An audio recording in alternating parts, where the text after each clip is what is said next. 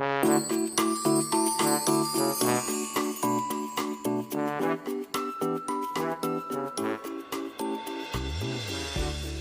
Assalamualaikum warahmatullahi wabarakatuh. Apa kabar semua? Semoga dalam keadaan sehat walafiat.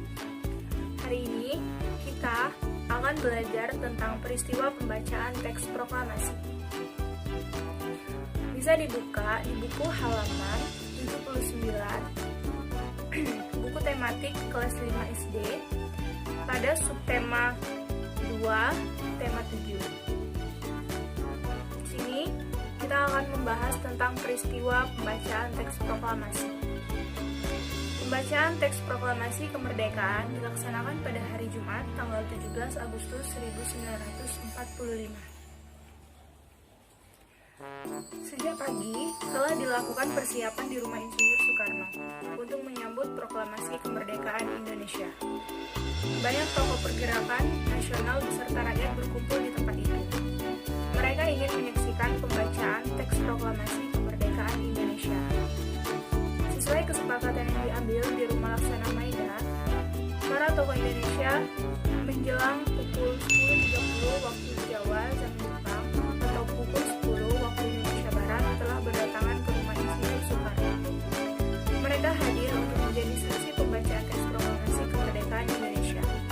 Acara yang disusun dalam upacara di kediaman Insinyur Soekarno antara lain sebagai berikut. Yang pertama, pembacaan teks proklamasi kemerdekaan Indonesia. Yang kedua, pengibaran bendera merah putih. Yang ketiga, sambutan Wali Kota Suwiryo dan Dr. Muwardi. Upacara proklamasi kemerdekaan berlangsung tanpa protokol. Latif Hendraningrat memberi aba-aba kepada semua barisan pemuda. Semua yang hadir berdiri tegak dengan sikap sempurna. Suasana menjadi sangat hening.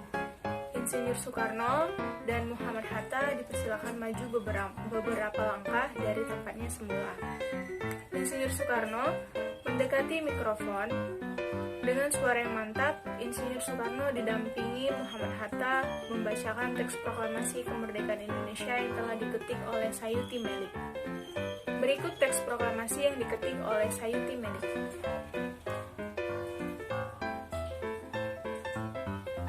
Saya akan membacakan teks proklamasi. Proklamasi. Kami, bangsa Indonesia, dengan ini menyatakan kemerdekaan Indonesia.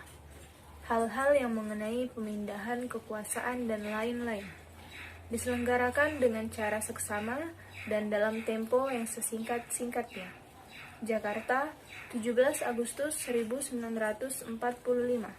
Atas nama bangsa Indonesia, Soekarno-Hatta. Setelah pembacaan teks proklamasi, dilanjutkan upacara pengibaran bendera merah putih. Bendera Sang Saka merah putih dijahit oleh Ibu Fatmawati. Suhud mengambil bendera dari atas baki yang telah disediakan dan mengibarkannya dengan bantuan Latif Hendraningrat. Kemudian, Sang Merah Putih mulai dinaikkan dan hadirin yang datang bersama-sama menyanyikan lagu Indonesia Raya. Bendera dinaikkan perlahan-lahan menyesuaikan syair lagu Indonesia Raya. Sesuai pengibaran bendera merah putih, acara dilanjutkan sambutan dari Wali Kota Suwiryo dan Dr. Muwardi. Kita tahu bahwa teks proklamasi dibacakan pada pukul 10 waktu Indonesia Barat. Bagaimanakah kira-kira cuaca dan suhu udara pada saat itu? Panaskah atau dinginkah? Suhu udara yang kita rasakan sangat terpengaruh oleh sinar matahari. Jika intensitas sinar matahari tinggi, suhu udara pun akan tinggi. Sebaliknya, jika intensitas sinar matahari rendah, suhu udara pun akan rendah. Hal tersebut juga berkaitan dengan perpindahan kalor secara radiasi dari sinar matahari. Bisa dibuka di buku halaman 84 pada teks kalor mengubah suhu benda. Kalor didefinisikan sebagai energi panas yang dimiliki oleh benda. Secara umum, mengetahui adanya kalor yang dimiliki oleh benda dapat dilakukan dengan cara mengukur suhu benda tersebut. Jika suhu benda tinggi, kalor yang dikandung oleh benda juga besar. Sebaliknya, jika suhu benda rendah, kalor yang dimiliki oleh suatu benda bisa berubah-ubah, bisa naik, bisa juga turun, karena kalor dapat berpindah dari suhu tinggi menuju suhu rendah. Contoh, saya mengambil teh hangat. Di sini, kalor dapat mengubah suhu benda. Teh hangat ini memiliki suhu tinggi, jadi mengakibatkan benda, yaitu gelas, menjadi panas juga.